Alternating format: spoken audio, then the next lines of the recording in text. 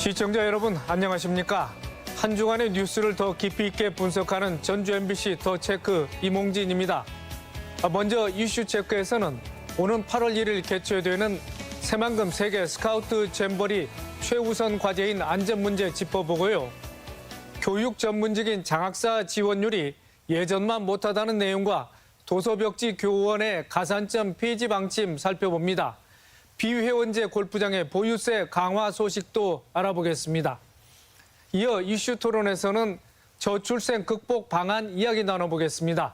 먼저 한 주간의 이슈 살펴봅니다. 홍민호 변호사와 함께합니다. 안녕하십니까? 네, 안녕하십니까? 네, 오는 8월 1일부터 2023 세계 스카우트 잼버리가 열리는데요. 참가 인원이 확정됐습니다만은 당초 목표였던 5만 명은 넘기지 못했습니다. 네, 어느덧 세계 잼버리 스카우트 대회가 50일 앞으로 다가왔습니다. 네, 그런데 참가 인원이 당초 계획했던 것보다 적게 모집되어 새만금 잼버리 조직위원회 걱정이 큽니다.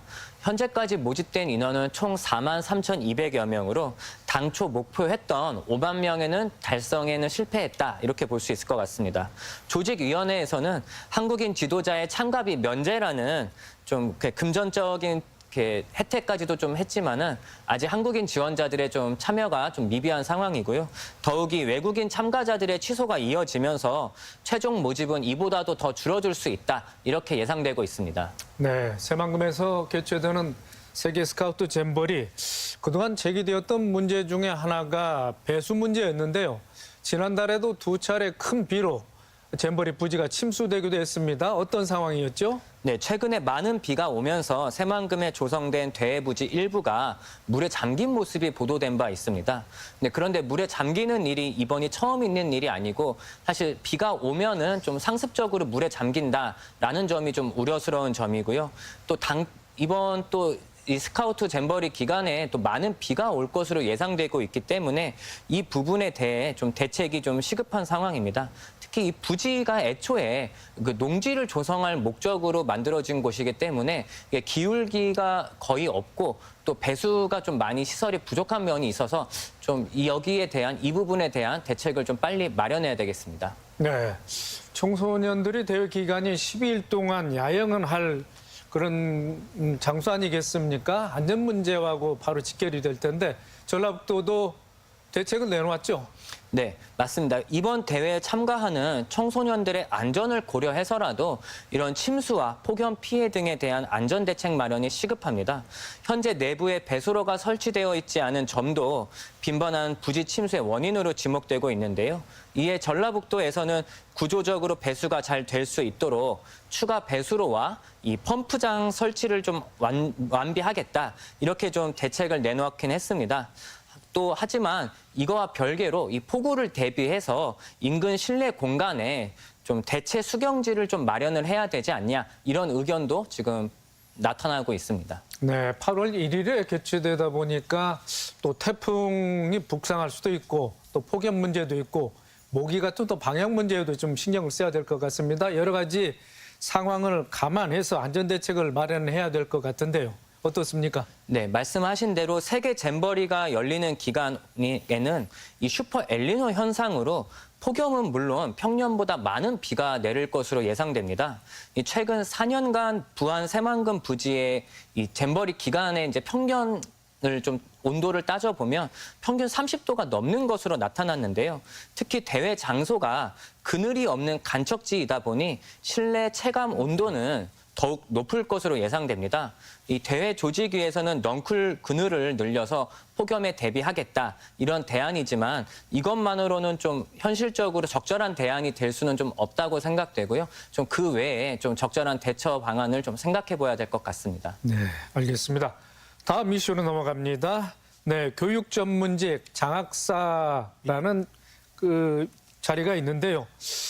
네, 교육 정책을 입안하고 평가하는, 또 그래서 교장이나 교감으로 승진하거나 전출하는 그런 선망의 자리였는데 요즘은 좀 선호도가 좀 낮아진 것 같습니다. 왜 그렇다고 보십니까? 네, 장학사가 되기 위해서는 먼저 교육 전문 직원 임용 후보자가 되어야 하는데요. 전북도 교육청에 따르면 올해 유초등, 중등 교육 전문 직원 임용 후보자 선발 시험 경쟁률을 살펴보면 이 36명을 선발하는데 총 95명이 응시해서 평균 2.3대 1의 경쟁률을 기록했습니다. 이 수치는 지난해 2.9대 1보다 훨씬 낮아진 수치고요. 2017년 이후에 가장 낮은 수치입니다. 네. 이처럼 장학사 경쟁률이 떨어지고 또 깊이 직렬이 된 이유 어떻게 분석되고 있습니까?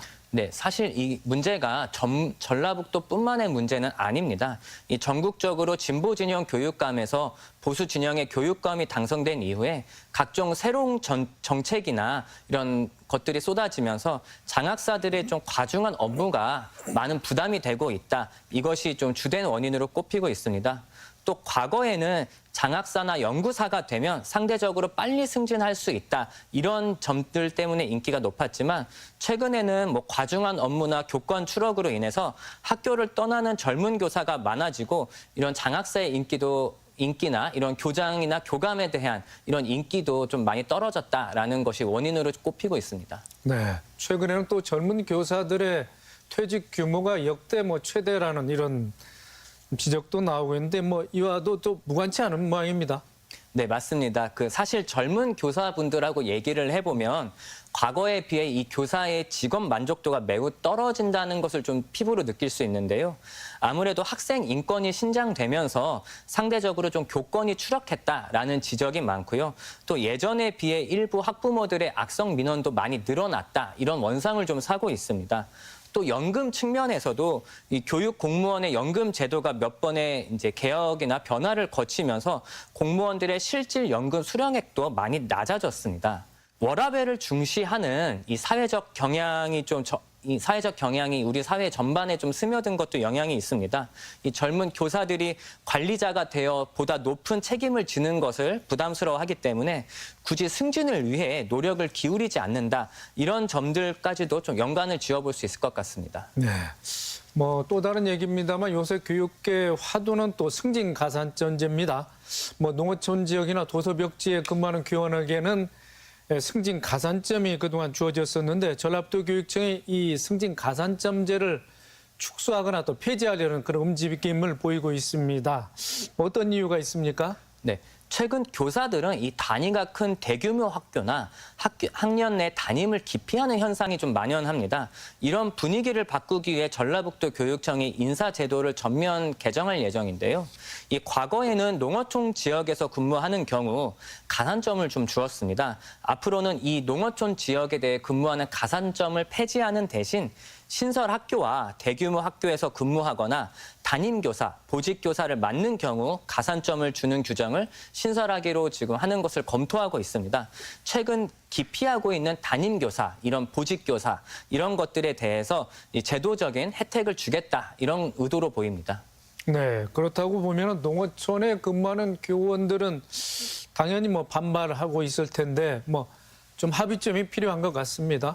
네, 교육청 입장은 교사들이 대규모 학교에서 근무하거나 담임교사나 부장교사를 이제 기피하는 이런 좀 풍토를 해소하는 한편 도농 간의 이제 정보 활성화를 통해 인사 교류를 활발히 하고 또 결국에 이제 공정하고 합리적인 좀 인사 제도를 마련하겠다 이런 취지인데요. 하지만 현장에서 일하는 교원들의 입장이 제대로 반영되었는지는 좀 의문이 있습니다. 일선 교사들의 좀 여론도 충분히 수렴을 해서 모두가 만족할 만한 정책을 펼쳐나가야 될 것 같습니다. 네, 알겠습니다. 자, 마지막 이슈입니다.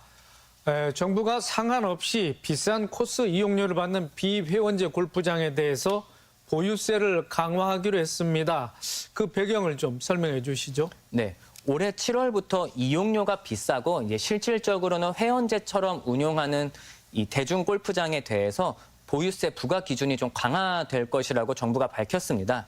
지금까지 정부는 이 대중제 골프장에 대해서는 재산세와 종부세 등에서 세제 감면의 혜택을 주고 있었는데요.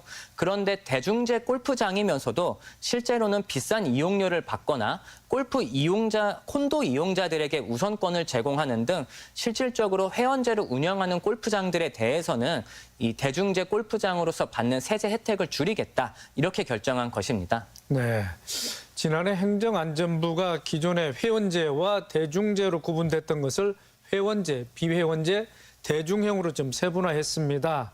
그동안 일부였지만 폭리를 취해온 비회원제 골프장에 대해 혜택을 줄이겠다는 그런 개편안 아니겠습니까? 어떤 내용인지 좀 말씀을 해주시죠. 네, 일부 골프장들은 이 대중제 골프장이면서도 비싼 요금을 받거나 또는 음식물과 물품 가격을 지나치게 높게 받는 등의 폭리 행위로 인해서 이용객들의 많은 불만이 있었습니다.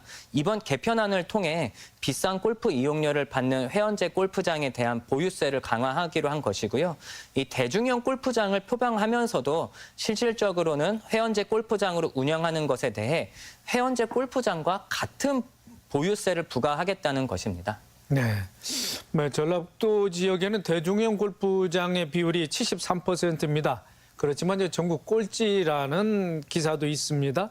전라북도 골프장 현황은 어떻습니까? 네, 문화관광체육부가 이제 전국의 비회원제 골프장 375개소를 최근 375개소 중의 골프장 중에 344개소를 대중형 골프장으로 지정했습니다. 이 전국에서 가장 높은 지정률을 보인 지자체는 대구광역시, 대전광역시, 그리고 충청남도, 경상북도 등으로 이들 지자체는 비회원제 골프장 모두가 대중형으로 지정돼 100%를 기록했는데요. 반면 전라북도는 비회원제 골프장 26개소 중에 19개소만 대중형 골프장으로 등록돼서 지정률 73%를 보였고요. 이는 전국 대중형 골프장 지정률인 92%보다 19%나 낮은 수치입니다. 이 전북이 상대적으로 이렇게 대중형 골프장 지정률이 낮은 원인은 비회원제 골프장 측에서 대중형 골프장으로 전환하는 것을 신청하지 않았다. 이런 지적들이 좀 있습니다. 네. 그런데 비회원제 골프장이 대중형 골프장으로 지정을 받으려면 이용료, 또 음식료 값, 또 물품값을 기준에 맞게 정해야 되고 표준 약관도 준수해야 되는 그런 것들이 좀 있죠. 네, 말씀하신 대로 이 비회원제 골프장이 대중형 골프장으로 지정을 받기 위해서는 코스 이용료를 대중형 골프장 코스 이용료 수준으로 금액을 낮춰야 합니다.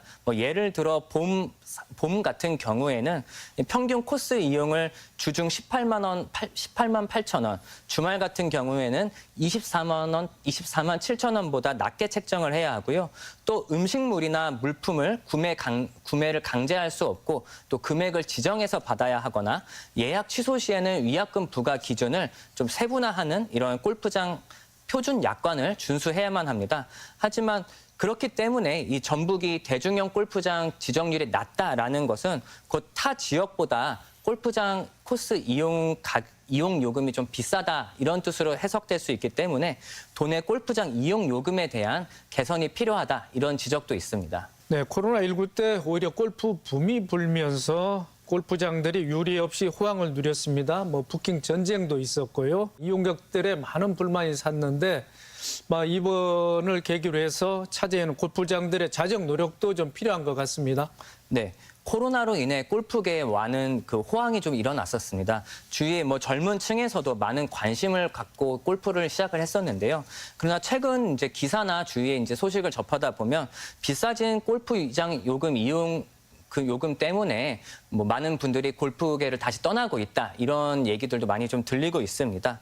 이용하는 사람이 없으면 결국 골프장도 망할 수밖에 없습니다. 골프장과 이용객들이 서로 상생할 수 있는 방안으로 나아가야 될 것 같습니다. 네. 이번 주 이슈 분석과 점검 홍민호 변호사였습니다. 수고 많으셨습니다. 네, 감사합니다.